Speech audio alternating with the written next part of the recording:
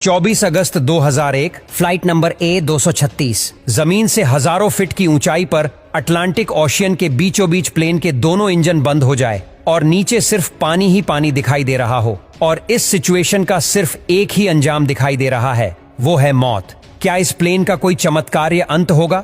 तो आइए जानते हैं इतिहास की सबसे बड़ी दिल दहला देने वाली सच्ची कहानी। 23 अगस्त 2001 की शाम कैनेडियन एयरलाइन एयर ट्रांसिट की फ्लाइट टोरंटो एयरपोर्ट से पुर्तगाल के लिस्बन शहर जाने की तैयारी कर रही थी। ये 7 घंटे की नॉन स्टॉप फ्लाइट होने वाली थी, तो regular service and maintenance check करने के बाद इसमें 48 मेट्रिक टन फ्यूल डाला गया। कैप्टन रॉबर्ट पेश और फर्स्ट ऑफिसर जिगर दोनों ही एयरबेस A330 प्लेन को पहले भी कई बार उड़ा चुके थे। कुछ ही देर में फ्लाइट में 293 पैसेंजर्स और 13 क्रू मेंबर्स सवार हो जाते हैं और रात के करीब 9 बजे प्लेन टोरंटो के एयरपोर्ट से सफल उड़ान भरता है और चंद ही मिनटों में प्लेन अपने क्रूजिंग एल्टीट्यूड 39,000 फीट तक पहुंच जाता है। अब तक सब कुछ नॉर्मल चल रहा था और प्लेन में सवार ज्यादातर पैसेंजर्स गहरी नींद में सो चुके थे। कुछ मिनटों में जहाज अटलांटिक ओशन के बीचों बीच पहुंच चुका था। रात के करीब 1 बजे कैप्टन रॉबर्ट पेश की नजर प्लेन के इंजन नंबर 2 के कंट्रोल पैनल की तरफ पड़ी, जहां रीडिंग आ रही थी कि राइट साइड के इंजन में ऑयल प्रेशर काफी पड़ चुका था। साथ ही ऑयल की क्वांटिटी कम और ऑयल टेम्परेचर भी लो इंडिकेट हो रहा था। इस तरह का एरर दोनों पायलट अपने करियर में पहली बार देख रहे थे, इसलिए दोनों ही पायलट तुरंत फ्लाइट मैनुअल को देखते हैं, लेकिन उसमें उन्हें कुछ भी नहीं मिलता और पायलट ने कनाडा में स्थित एयर ट्रांसिट के मेंटेनेंस कंट्रोल सेंटर में फोन किया और इस प्रॉब्लम के बारे में बताते हैं, लेकिन जवाब में उन्हें सिर्फ इतना कहा जाता है कि आप एरर को मॉनिटर करते रहे और हमें इस बारे में जैसे ही कुछ पता चलेगा तो हम आपसे कांटेक्ट करेंगे। उड़ान में कोई दिक्कत नहीं थी, इसलिए पायलट ये सोचकर रिलैक्स हो गए कि शायद कोई फोल्ट सेंसर ऑयल की गलत रीडिंग दे रहा है। करीब आधा घंटा बीत गया, तभी कॉकपिट की स्क्रीन पर कैप्टन के सामने एक और एडवाइजरी मैसेज डिस्प्ले हुआ कि लेफ्ट विंग के मुकाबले राइट विंग में फ्यूल कम है। तो पायलट ने क्रॉस फील्ड वॉल खोलकर फ्यूल को दोनों विंग्स में इक्वली डिस्ट्रीब्यूट कर दिया, जिससे दोनों विंग्स में फ्यूल की क्वांटिटी इक्वल हो चुकी थी। मगर 10 मिनट के बाद कैप्टन को डिस्प्ले में लो फ्यूल वार्निंग दिखती है। तभी चेक करने पर उन्हें पता चलता है कि विंग में दोबारा से फ्यूल कम हो गया है और अब दोनों विंग्स को मिलाकर भी इतना फ्यूल नहीं है जिससे लिस्बन पहुंचा जा सके। इस वक्त प्लेन में सिर्फ 7 टन फ्यूल बचा था और यह भी तेजी से कम हो रहा था। ऐसे में पायलट के पास प्लेन को डाइवर्ट करने के अलावा और कोई रास्ता नहीं था।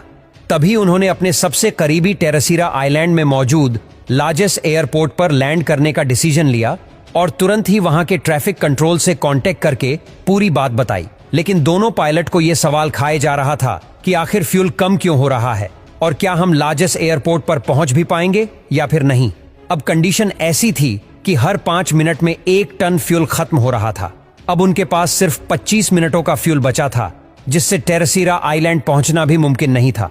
तभी अचानक से प्लेन के राइट इंजन में धमाका हुआ, जिस अंदर बैठे पैसेंजर्स में अफरा तफरी मच गई।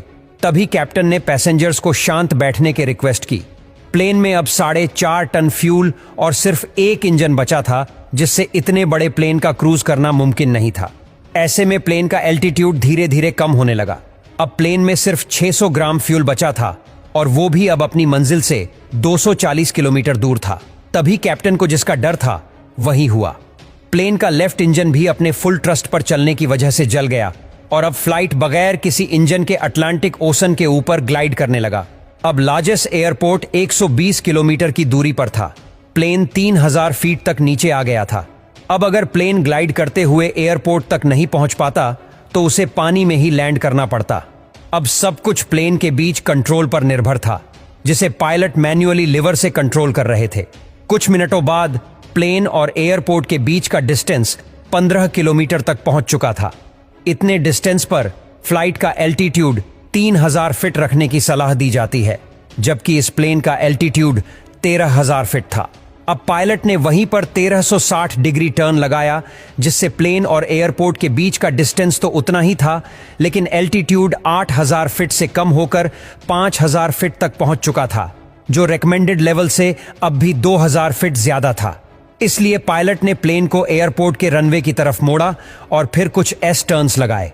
इस जिगजग पैटर्न में आगे पीछे होने से प्लेन को एल्टीट्यूड कम करने का कुछ एक्स्ट्रा टाइम मिला। अब नॉर्मली लैंडिंग के वक्त प्लेन की नोज को ऊपर रखने के लिए फिलिप्स और इंजन थ्रस्ट का इस्तेमाल किया जाता है, लेकिन पायलट इंजन थ्रस्ट के बिना फिलिप्स को भी नहीं खोल सकते थे, क्योंकि ऐसा करने से फ्लैप से मिलने वाला एयर ड्रैग प्लेन को और आगे झुका देता और क्रैश लैंडिंग हो जाती। इसलिए पायलट ने फ्लैप को बंद रखते हुए लैंडिंग करने का डिसीजन लिया, जिससे प्लेन और रनवे के काफी तेज टक्कर हुई और 12 मिनट में 8 टायर फट गए, जिससे प्लेन स्केट करता हुआ एक तरफ खिसक रहा था। लेकिन कैप्टन ने बड़ी ही सूझबूझ से धीरे धीरे ब्रेक लगाई और आखिरकार प्लेन रुक गया। लेकिन तभी प्लेन की लैंडिंग गियर में धमाके के साथ आग भड़क उठी। हालांकि रनवे के पास मौजूद इमरजेंसी क्रू ने उस आग को तुरंत ही बुझा दिया। इस तरह एयर ट्रांसिट फ्लाइट 236 के जांबाज पायलट ने 306 मुसाफिरों की जान बचाई और आज तक ये इतिहास का ऐसा इकलौता प्लेन है जिसने बगैर किसी इंजन के इतनी ज्यादा देर तक ग्लाइड करते हुए अपनी मंजिल तक पहुंचने का रिकॉर्ड बनाया है।